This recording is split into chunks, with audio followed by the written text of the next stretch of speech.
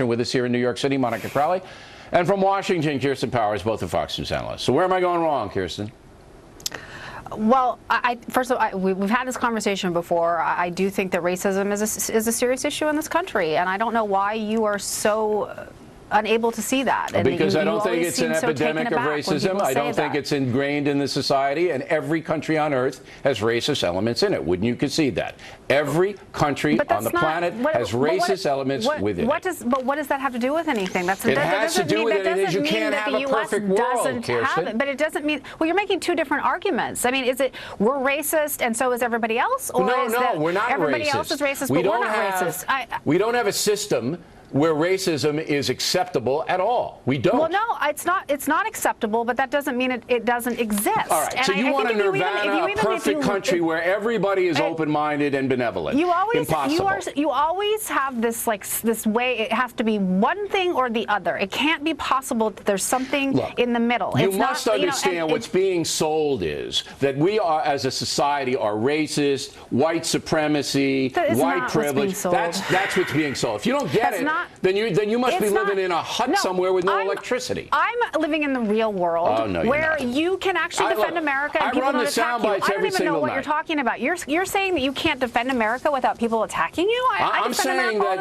that the world is being told by anti-American haters that we are a rank racist society, and that is a lie. All right, you, Monica. Yes. Are there individual racists in this country? Of course. Sadly, yes. Does institutional racism exist anymore? No, it does not. We've got to understand that when we talk about racist or racism in America, it is not created by government action or codified law or social acceptance, okay? But you have people on the far left who believe that America is a nation that was founded on genocide, theft, crimes, and lies. Slavery. And therefore, we are undeserving and unworthy of our power.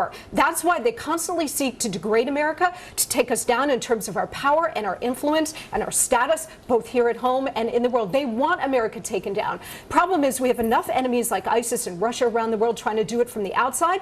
These are folks on the inside who hate this country so much, they're trying to take us down from within.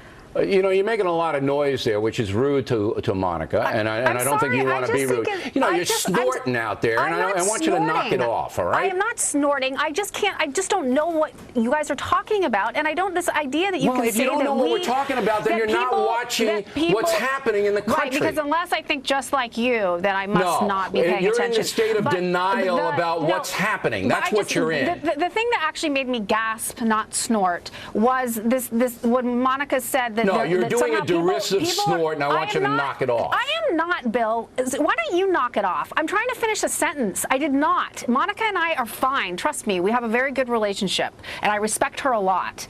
You know, the issue that I made a noise about that upset you so much is this idea that there's something crazy about talking about the fact that slavery was part of this country's history. That there are people out there that believe this. That we believe this. This is what happened. So what? I mean, we have tried and tried and tried as a society to overcome that.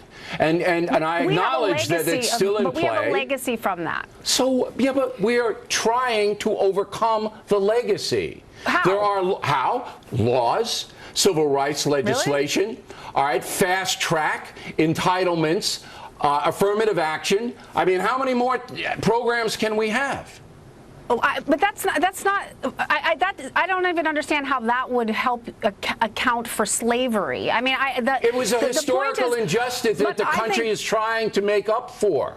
But the point is that we have to acknowledge that because of that everybody acknowledges. Every sane person acknowledges it. Everybody does not acknowledge that. Well, then you're talking about the lunatic fringe. No, it's not the lunatic fringe. There are actually a lot of people in this country who are racist, and you just refused. I mean, I really have to wonder. Like, all right. I have to wonder about why you can't see what's happening, because most Americans are not racist. They're not. Really? So how many black friends do you have? How many black friends do you have? If you think most Americans are racist, I'm ashamed of you. I'm asking you a serious question. I'm ashamed of you. First of all, I didn't say most Americans were racist. You just said it. Well, if I said that, I meant that we have racism in this country. Every country has it. And that if you don't have...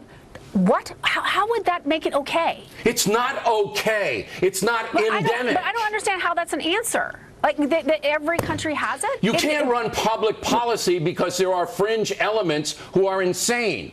We are trying as a country to be decent and fair. And that's not being portrayed. It is not a fringe element, and there are plenty of people who would disagree with you with the idea that somehow everything has been rectified in our system. There's no institutional racism. Let's give Ms. Monica the last word. I think people who work with the criminal justice system would disagree with you. I just want to make a broader point about this, because when you hear people running down America, it's a racist country, or we're sexist, or we're homophobic, or whatever the argument du jour is, these are sweeping indictments of America. It comes from a certain ideology on the far left. E pluribus unum was our motto, used to be our motto. Out of many, one. What the left has done for decades, and what they need to do in order to thrive, is to slice and dice the American population by race, by gender, by creed, you name it, in order to pit us against each other. And they're winning. And that's what you're seeing, and they are winning. They're getting a lot of currency. All right, ladies, good debate. We're not mad at you, Kirsten. I'm sorry if I mischaracterized what you were doing, all right? But I want respect for everyone. One footnote, Kirsten's book.